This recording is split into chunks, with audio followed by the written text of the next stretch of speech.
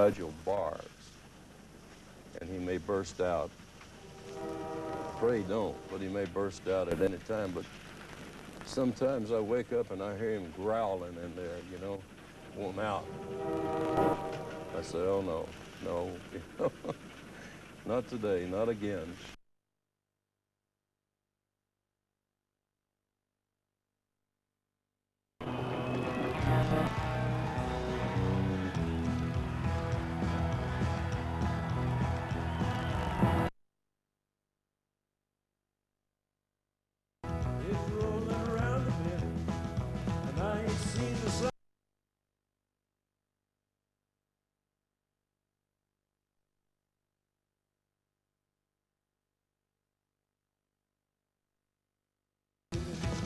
Mama told me, son, always be a good boy, don't ever play with guns. But I shot a man in Reno just to walk. When I hear that whistle blowing, I hang my head and cry. I år har han 40 års jubilæum som levende legende. Den fattige knægt, der startede livet på en bomuldsfarm i Arkansas, og siden drog til Memphis, Tennessee for sammen med vennerne Elvis Presley og Jerry Lee Lewis og opfinde rock and roll. Han har sunget folk med Bob Dylan, været ankermand i supercountrygruppen The Highwaymen og indspillet plader med U2. Han er den eneste, der er indlemmet i både die jetzt keine riesige den han er stoltest af, sangskrivernes. Navnet er Johnny Cash. They're probably drinking coffee and smoking big cigars. Well, I know I had it coming. I know I can't be free.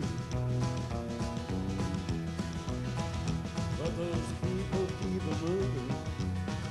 That's what tortures me. 63 år er han blevet, og det ses. En livslang kamp med den indre helvedeshund, eller sprut og et par fængselsophold har sat sine spor. Hvad der ikke mindst skal høres på Johnny Cash's seneste plade, et utraditionelt samarbejde med hiphop- og garageproduceren Rick Rubin, der optog legenden alene med en guitar hjemme i sin egen dagligstue. Resultatet er anmelderne blevet kaldt årets ærligste plade. Vi mødte manden i sort ved sidste sommers Midtfyns Festival.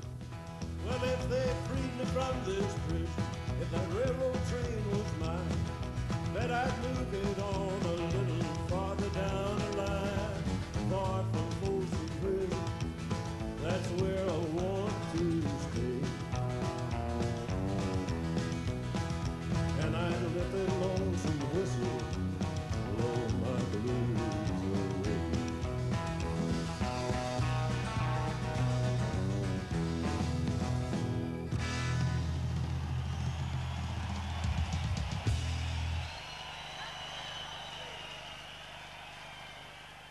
Johnny Cash, you are called the original badass of American music. Original badass. But that's the image people have of you still. The loner out there on the trail with his guitar. Can you relate to that? Yeah. Yeah, it gets lonely out there. Even though there are a lot of people around, it's very lonely sometimes. I get into myself and there's a dark side there. And then the songs come out of that dark side, like on the new album, you know. And I sing a lot of the dark side. Maybe that's what a lot of people relate to, because not too many people put the accent on the dark side like I do. But it's a side that everybody has. A lot of people totally suppress it, or want it suppressed, or deny it. I sing about it. Why is that? Because it's such an honest part of me, you know. There have been so many dark times or bottoms that I've hit, you know. Bad times, hard times I've been through, a lot of them of my own making. That's been one of the failures. One of my falls is taking too much and then asking for more. You know, it's what kind of life has been about that I've lived the last 35, 40 years, is to the hilt, you know, all the way. And sometimes, sometimes you get to the point where I realized the flesh can't take that.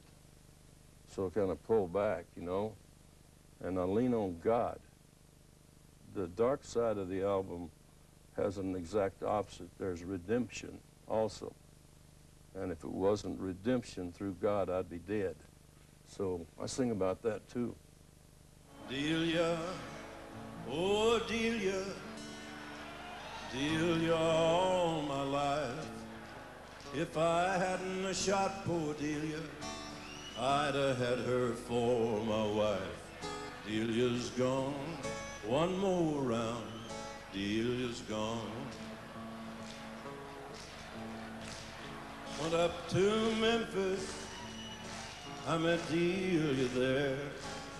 I found her in her parlor, and I tied her to her chair. Delia's gone, one more round, Delia's gone. She was low down and trifling, she was cold and mean. Kind of woman make me want to grab my submachine. Delia's gone, one more round, Delia's gone. First time I shot her in the side. Hard to watch her suffer, but with the second shot she died. Delia's gone, one more round, Delia's gone. But jailer, oh jailer, jailer, I can't sleep, 'cause all around my bedside I hear the patter of Delia's feet. Delia's gone, one more round, Delia's gone. So if your woman's devilish, you can let her run, or you can bring her down and do her like Delia got done. Delia's gone, one more round, Delia's gone. Delia's gone, one more round, Delia's gone.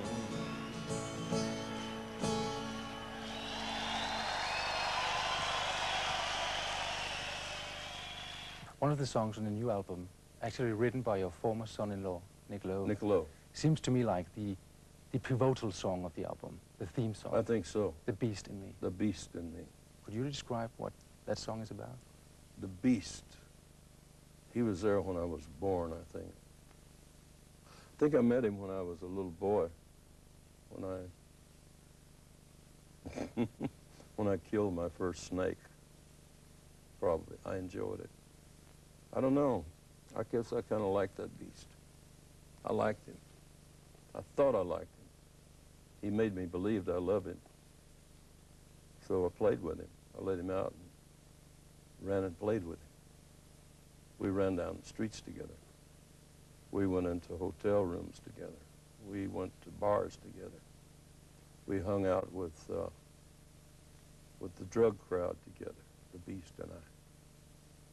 And he was beautiful at the time. He's really a good-looking beast. But he was a demon called deception. The beast in me is caged by frail and fragile bars, restless by day and by night, rants and rages at the stars. God help the beast in me.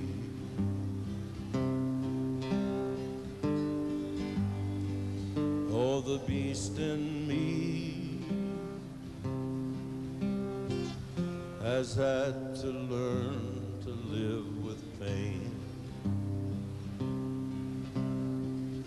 and how to shelter from the rain. And in the twinkling of an eye might have to be restrained. God help the beast in me.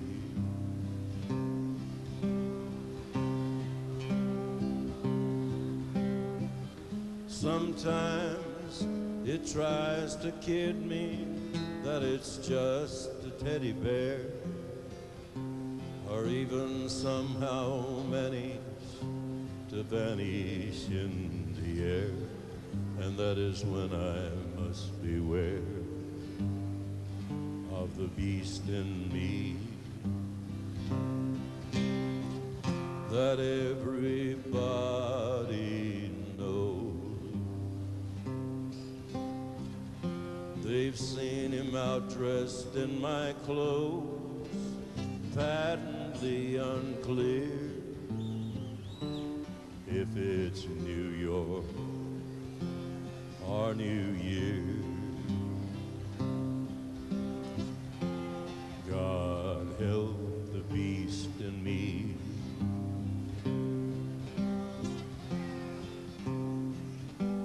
The beast in me.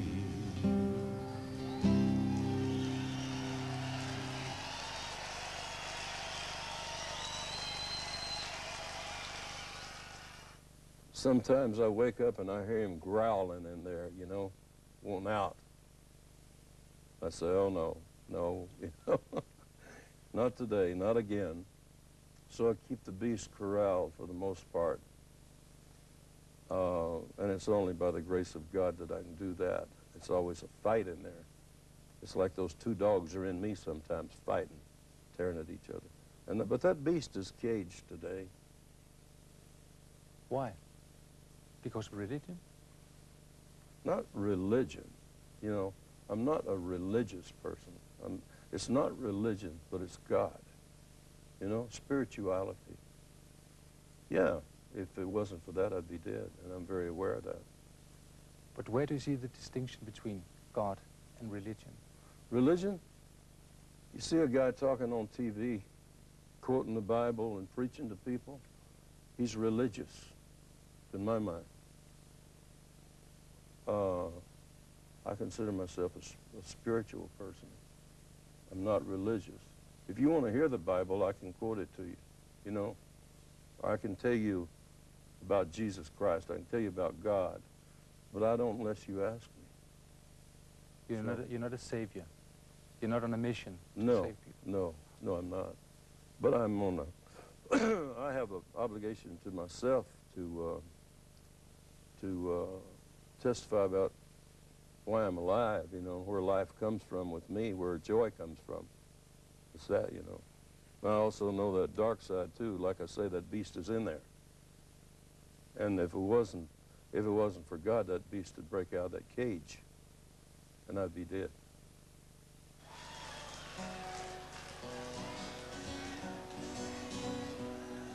Here's a song written for me by Glenn Danzig.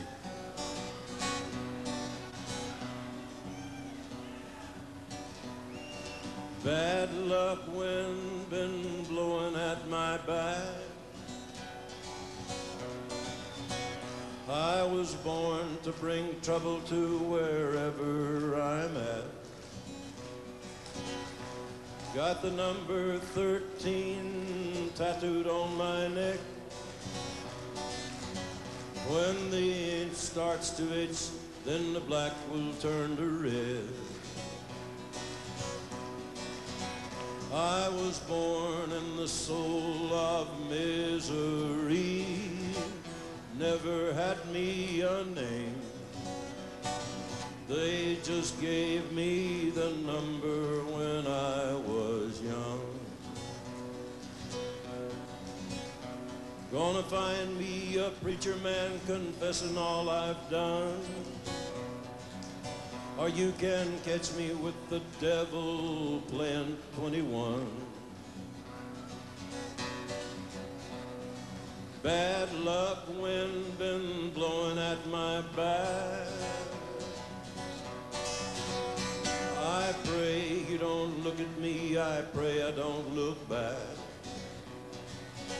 I was born in the soul of misery, never had me a name. They just gave me the number when I was young. Got a long line of heartaches, I carry it well. The list of lives I've broken reached from here to hell. Bad luck, wind been blowing at my back. I was born to bring trouble to wherever I'm at. I was born in the soul of misery, never had me a name.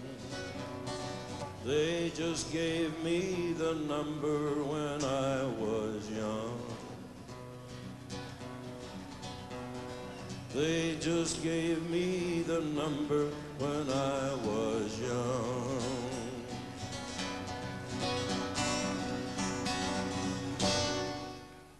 There's a big pain in you, which comes from your brother's death. Mm-hmm. What did it mean to you at the time? Well, I was really skinny and weak, you know, and my brother was big and strong, 2 years older. He was my protector. He was the ultimate big brother. He took care of me. He fought my fights for me. He was my counselor. He was a very spiritual person, even at 14 when he died. He was my counselor as well. I wouldn't listen to the preachers, but I listened to him, you know. And when he died, you know, I thought my world had ended. That not only had lost my best friend, but my protector, and the bully of the town lived next door, and he was ready to whip me, which he did. Not too long after that. He was just, and it was like a soulmate, you know. It was like, just like losing part of myself. And I'm not sure I ever really got over it. I'm not sure. Was music a way for you to cope with that? Yeah, music was a way to cope with that, yeah. And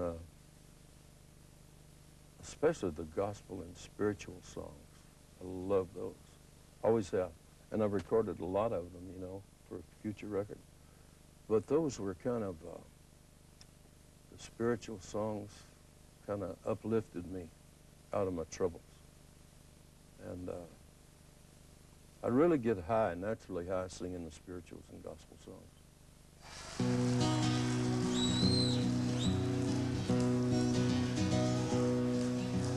Back about 18 and 25, I left Tennessee very much alive.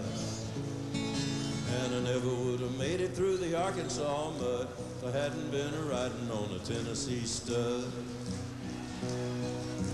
I had some trouble with my sweetheart's paw. One of her brothers was a bad outlaw. I got a letter from my Uncle Bud, and I rode away on the Tennessee stud. The Tennessee stud was long and lean, the color of the sun, and his eyes were green. He had the nerve and he had the blood. There never was a horse like the Tennessee stud. Rode right down into no man's land, crossed that river called the Rio Grande. I raced my horse with a Spaniard's foal, got me a skin full of silver and gold. Me and the gambler, we couldn't agree. We got in a fight over Tennessee. We pulled our guns and he fell with a thud, and I rolled away on the Tennessee stud. The Tennessee stud was long and lean, the color of the sun, and his eyes were green. He had the nerve and he had the blood. There never was a horse like the Tennessee stud. Rode right back across Arkansas. I whipped her brother and I whipped her paw. I found that girl with the golden hair. She was riding on a Tennessee mare. Pretty Little baby on the cabin floor, little house coat playing round the door. I love the girl with the golden hair, and the Tennessee stud loves a Tennessee mare. The Tennessee stud was long and lean, color of the sun, and his eyes were green. He had the nerve and he had the blood. There never was a horse like the Tennessee stud.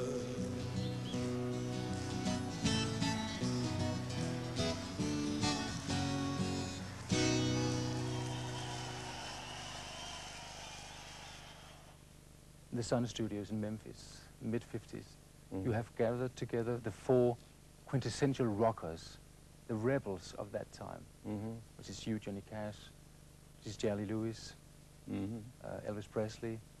You got to help me with the last one, Carl Perkins, of course. Carl Perkins. And when the four of you, the quintessential rebels of rock, get together, you start singing gospel. Right. Yeah, we all had common roots. Elvis' first love was gospel, spirituals.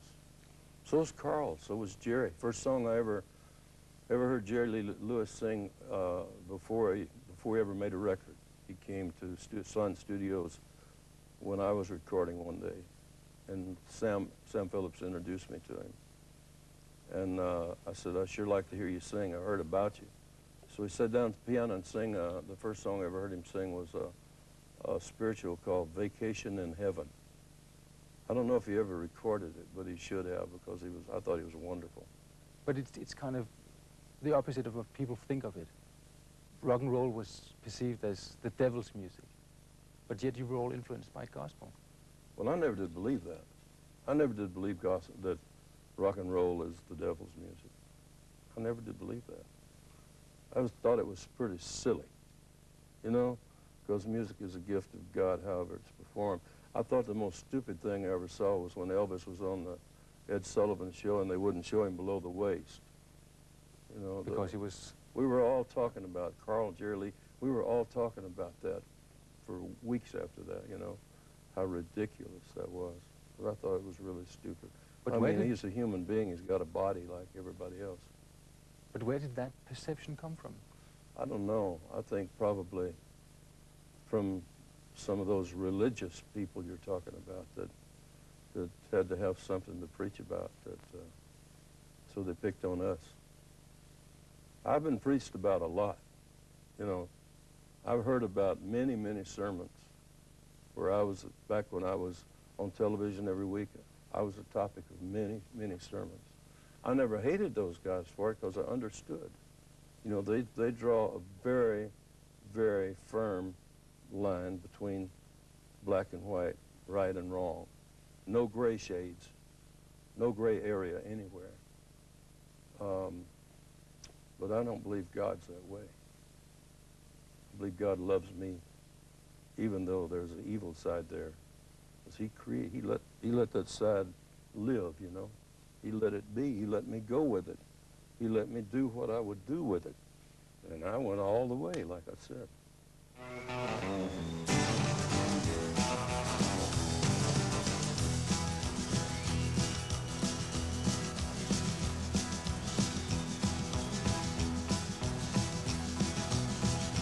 Well, I taught the weeping willow how to cry,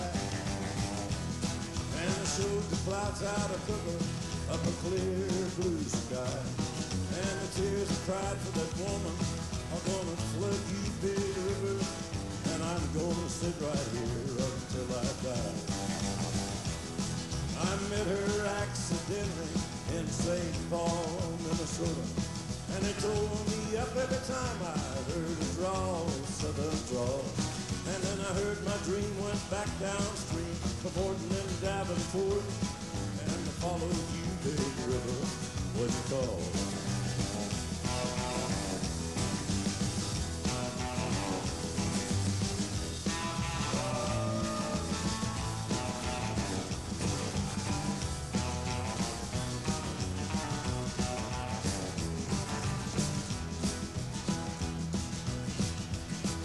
Took me to St. Louis later on down the river.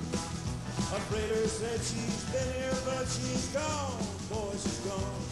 I found the trail in Memphis, but she just walked up the bluff. She raised a few eyebrows and went on down low. Once you bat it down to Baton Rouge with the Queen, roll it on. Take that woman on down to New Orleans, New Orleans. Go on, I've had enough from my blues down in the Gulf. She loves you, baby, a little more than me.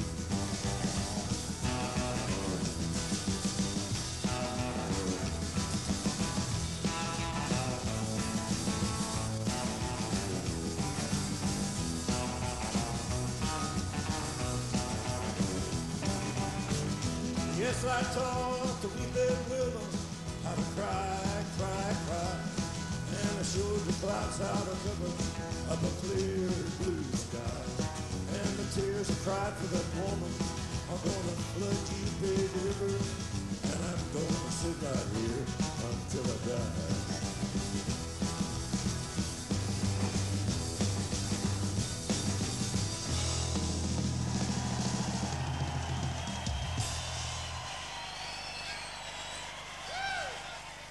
You've been around, it's your 40th anniversary in your 40th, career. yeah.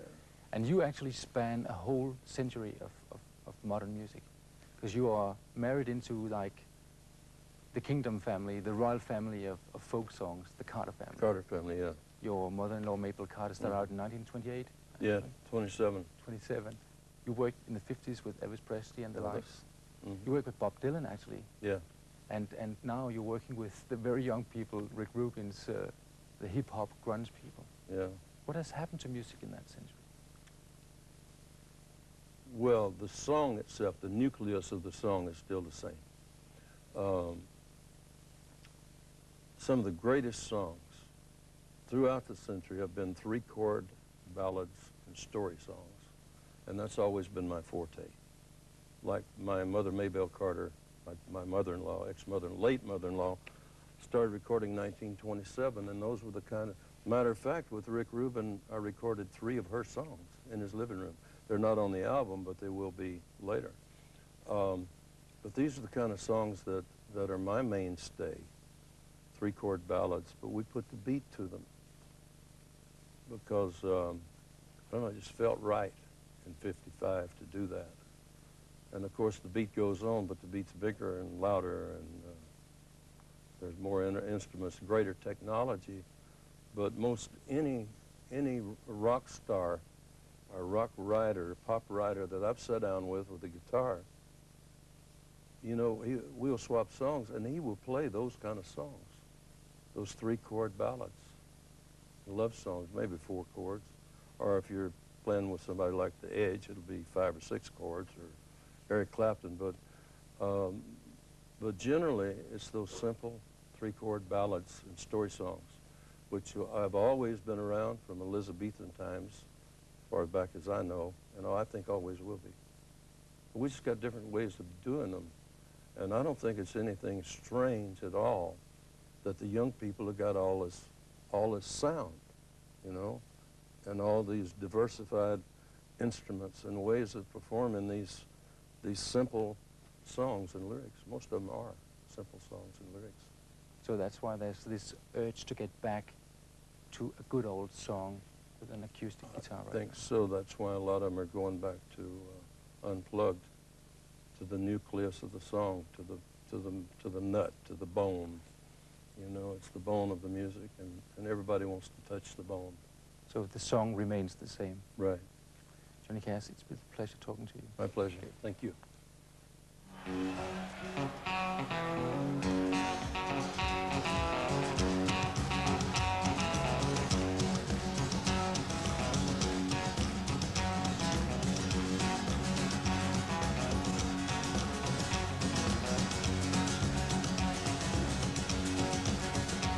Get rid of it.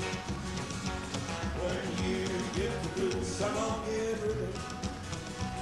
When you get the blues, get a rock and roll feeling in your bones, the taps on your toes, and get gone, get rid of it. When you get the blues, A little shoeshine boy never gets low down. Got the dirtiest job in town. Bending low at the people's feet on a windy corner of the dirty street. Well, I asked him how to shine my shoes, how to keep from getting the blues. Great as a race, this little head popped the shoeshine racket. Then he said, get rid of it. When you get the blues, come on, get rid of it. When you get the blues, get a rock and roll feet and then your bones, put taps on your toes and get gone, get a rhythm. When you get the blues.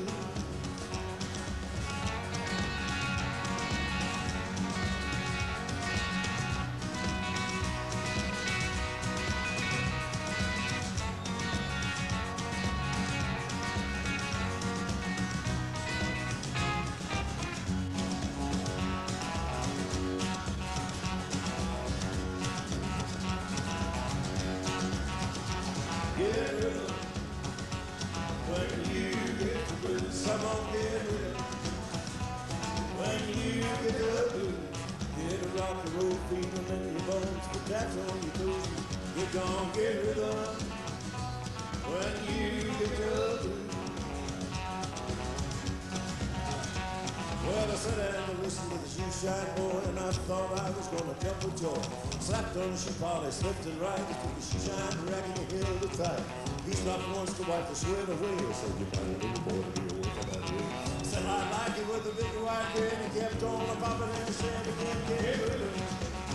Yeah, when you get the blues, come on, get it. When you get the blues, get a rock and roll feet and then your bones, put taps on your toes, get gone, get rid of it. When you get the blues, one more time.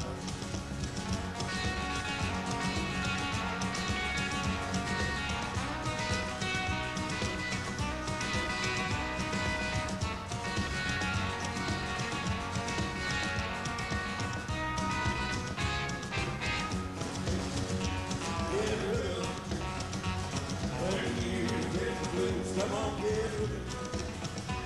When you get the blues, get a rock and roll feeling in your bones, taps on your toes, and you're gonna get with it.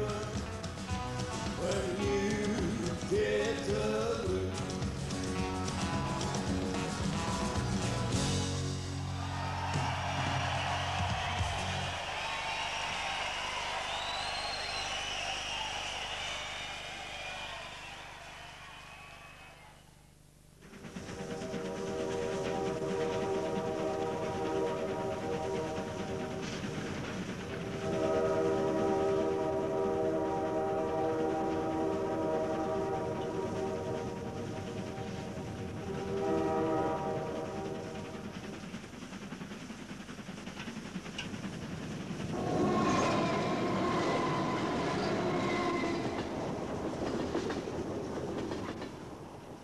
Country.